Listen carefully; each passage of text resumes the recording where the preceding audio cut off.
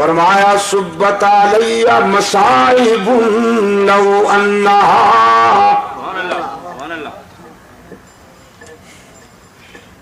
سبت علی مصائب لو انہا سبت علی الایام سرن لیالیا۔ سیدہ فاطمہ رضی اللہ تعالی عنہ فرماتی ہے اس دن میرے احساسات مجروح ہوئے، میرے جذبات زخمی ہوئے، جس دن رحمت عالم صلی اللہ علیہ وسلم نے یہ دنیا چھوڑ دی۔ انس ابن مالک رضی اللہ تعالیٰ عنہ فرماتے ہیں فاطمہ زہرا رضی اللہ تعالیٰ عنہ نے ہم سے پوچھا میرے ابا کو کہاں چھوڑ کر آئے ہو؟ عرض کیا فاطمہ ہم تیرے والد گرامی کو مرقد میں قبر میں سلا کے آئے ہیں۔ سیدہ فاطمہ نے پوچھا رحمت عالم کے جسد اطہر پہ تم نے خاک بھی ڈالی ہوگی نا، مٹی بھی ڈالی ہوگی؟ عرض کیا ہاں بنت رسول خاک ڈال کے آئے ہیں۔ زاروں قطار برس پڑی، فاطمہ کی آنکھیں کہنے لگی وہ ہاتھ تو دکھاؤ جن ہاتھوں سے تم نے محمد عربی کے جسم پہ مٹی ڈالی،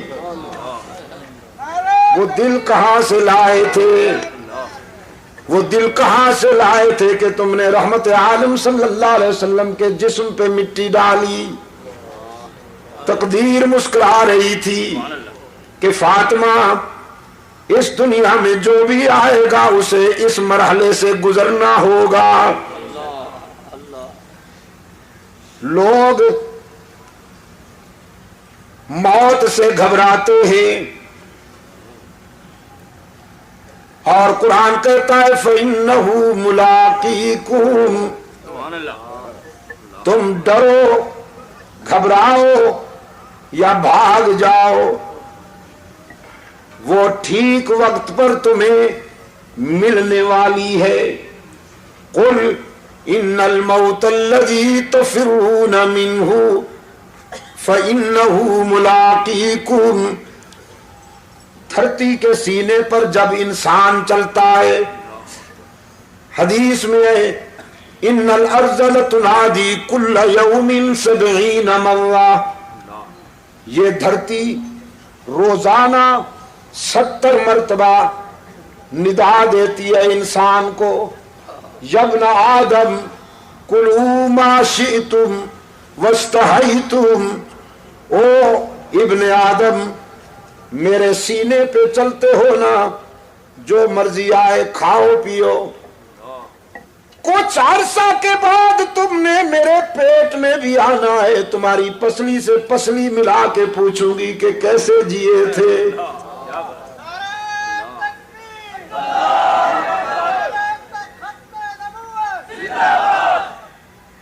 اپنی راحتوں میں انجام کو نہ بھول جانا، اپنی خوشیوں میں موت کو نہ بھول جانا کہ وہ ٹھیک وقت پہ آنے والی ہے۔ ابن ادہم بڑے روشن ضمیر ہیں، بادشاہ تھے، زر و سیم کی فراوانی تھی، خدام کا لشکر ہر وقت ان کے اشارہ ابرو کا منتظر ہوا کرتا تھا۔ خواب گاہ میں پہنچے، سلیپنگ روم میں، بیڈ روم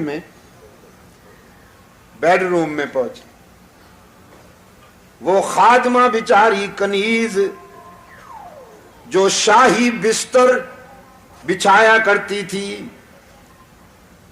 بادشاہ کا بستر بچھاتے ہوئے آرزو پیدا ہوئی کہ چند لمحے اس پر ذرا سو کے تو دیکھوں کتنی راحت ملتی ہے۔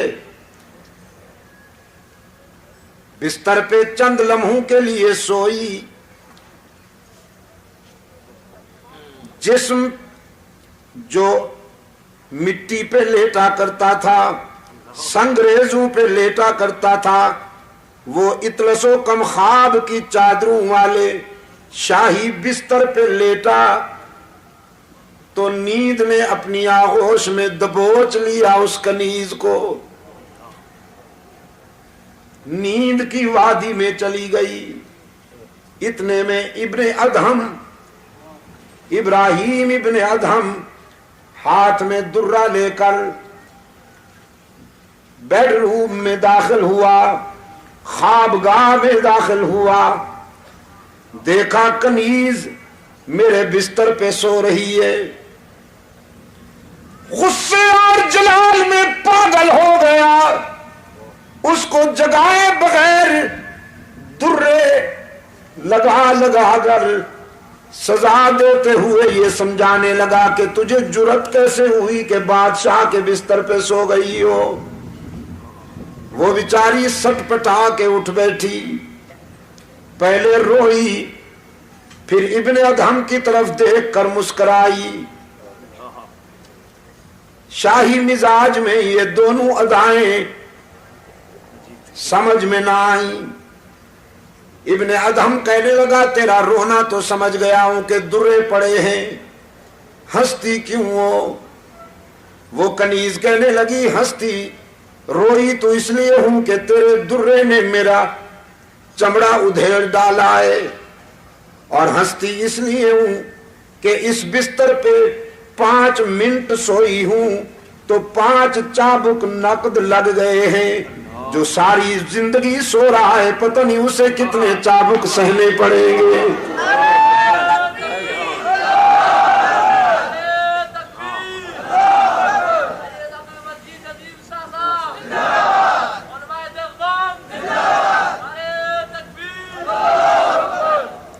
بس اس ایک جملے نے انقلاب بپا کر دیا۔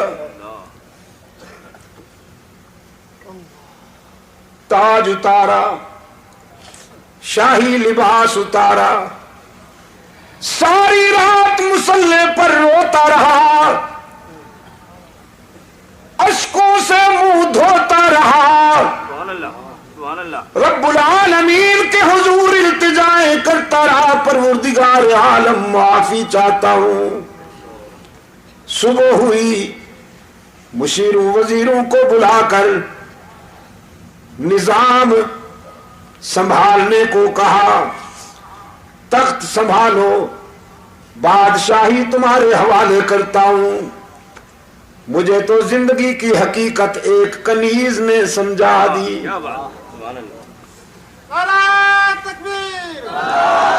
اب شاہی تخت پہ نہیں بیٹھوں گا، اب تو اس کو راضی کرنے کی کوشش کروں گا۔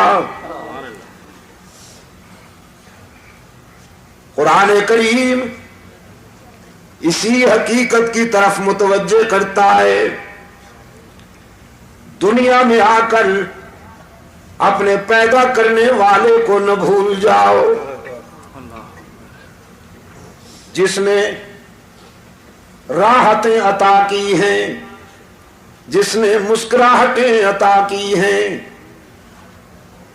نہیں معلوم آپ کو کہ اس آنکھ کی کیا قیمت ہے، لیکن جیب میں ڈال کر لے جائیے اربوں روپے کا چیک، منڈی میں آنکھ خرید کیجئے، نہیں ملے گی۔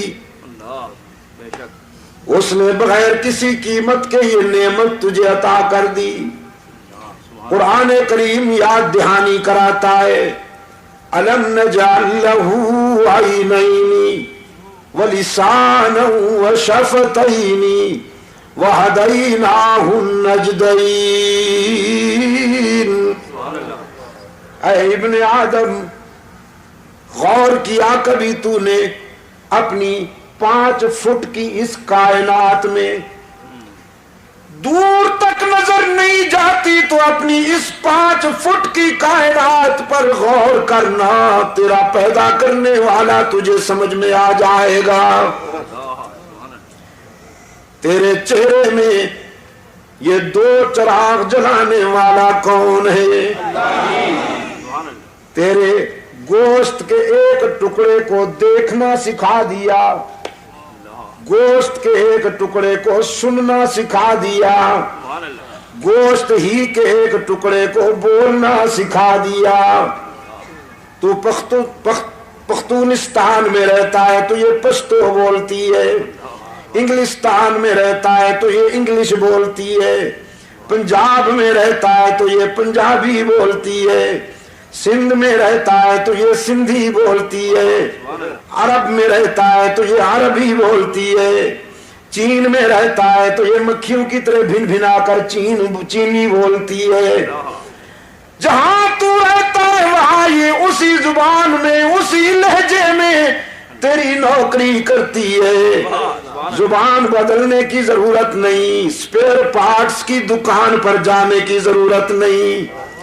ہاتھوں کو قوت لامسا عطا کی، پاؤں کو قوت ماشی عطا کی، دماغ کو قوت حافظہ عطا کی۔ رب العالمین نے فرمایا وَفِي أَنفُسِكُمْ أَفَلَا تُبْصِرُونَ، کبھی اپنی ذات پہ غور کرو نا، ہم نے تمہاری ذات میں بھی عبرت اور بصیرت کے بہت سارے مناظر دکھائے ہیں تمہیں۔ جب اس قدر مہربانی کی ہے تو پھر تمہاری جبین بھی میرے سوا کسی کے آگے نہیں جھکنی چاہیے۔ قرآن پاک نے فرمایا ام کنتم شہداء اذ حضر یعقوب الموت اذ قال لبنیہ ما تعبدون، یاد ہے کچھ؟ جب یعقوب پر موت آئی اپنے بیٹوں کو بلایا اور بیٹوں کو بلا کر یہ نہیں کہا تمہارے لیے ملے بنا کے جا رہا ہوں، ذرا اچھی طرح سے سنبھالنا، جاگیروں کا خیال کرنا، کوٹھیوں اور بنگلوں کا خیال کرنا۔ نہیں، یعقوب علیہ السلام نے اپنے بیٹوں کو بلا کے فرمایا ما تعبدون من بعدی، بیٹو میرے بعد کس کی عبادت کرو گے، میرے بعد کس کے سجدے کرو گے، میرے بعد کس کے آگے دامن پھیلاؤ گے، میرے بعد کس کو ہر جگہ موجود مانو گے، میرے بعد کس کو مسجود و معبود مانو گے، علام الغیوب مانو گے۔ ام کنتم شہداء اذ حضر یعقوب الموت اذ قال لبنیہ ما تعبدون،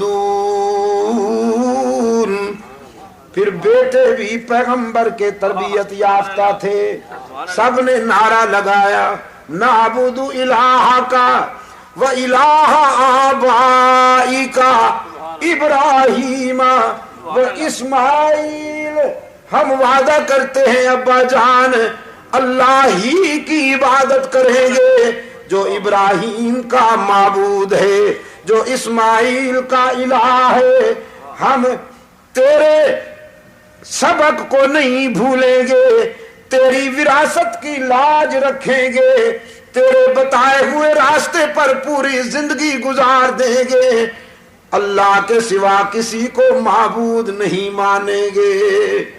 ہمارا الہ کون ہے؟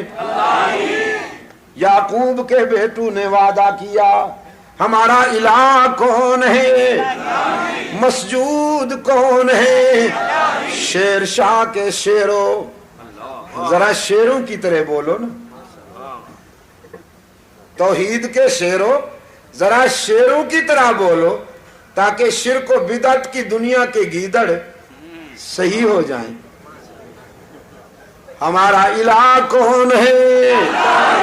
ہی پہ ضرب لگا کے ذرا دائیں بائیں دیکھ کر کوئی بھی کا بیمار چپ بیٹھا ہو یا حیران بیٹھا ہو تو اس سے بھی کہلواؤ قالوا نعبد الہک، ہم وعدہ کرتے ہیں کہ اس کی ہی عبادت کریں گے جو ابراہیم و اسماعیل کا معبود ہے۔ ہم بھی ہر نماز میں وعدہ کرتے ہیں نعبد ایاک، یعقوب کے بیٹوں نے جو وعدہ کیا تھا وہی وعدہ قرآن روزانہ ہم سے بھی لیتا ہے، نعبد ایاک، ایاک نعبد و ایاک نستعین، ہم تیری ہی عبادت کرتے ہیں اور پتہ نہیں وہ دن کب آئے گا یار، پتہ نہیں وہ دن کب آئے گا کہ جب میں پوچھوں تو سب کا جواب صحیح ملے۔ میرا دل کیا چاہتا ہے حاجی صاحب، بھائی حاجی عبدالستار صاحب، میرا جی یہ چاہتا ہے کہ ساری زندگی صرف سورہ فاتحہ کی تفسیر بیان کرتا جاؤں، ہر جلسے میں یہی بیان کروں، اور پھر لوگ کہیں کہ بس جی اس کو تو اس کے سوا آتا ہی کچھ نہیں۔ ہاں، رکابت کے مارے ہوئے بد نصیب، حسد کے بیمار یہ کہیں کہ شاہ صاحب کو تو اس کے سوا آتا ہی کچھ نہیں، اور حشر میں یہ میرے گواہ بن جائے اللہ کے سامنے کہ اس کو تو اس کے سوا کچھ آتا ہی نہیں تھا۔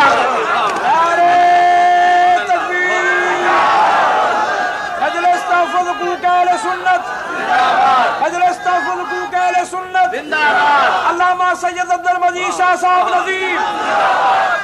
خدا کی قسم میں یہ تانا سن کر اپنے دکھ بھول جاتا ہوں، میری تھکان اتر جاتی ہے جب یہ سنتا ہوں کہ مجھے اس کے سوا کچھ نہیں آتا۔ دنیا کے 24 ملکوں نے اللہ نے مجھے پہنچایا ہے، میں سچ کہتا ہوں یہی کہا ہے جو آپ کے سامنے کہہ رہا ہوں۔ یورپ میں، انڈیا میں، مڈل ایسٹ میں، افریقہ میں جہاں پہنچا ہوں یہی پیغام دیا ہے، اور یہاں کراچی میں تو ہاں جی تقریباً 20 سال سے اوپر ہو رہے ہیں، لیکن اب بھی جب میں پوچھتا ہوں تو بعض لہجے قابل اصلاح نظر آتے ہیں۔ پتہ نہیں وہ دن کب آئے گا کہ سب کا جواب صحیح ہو۔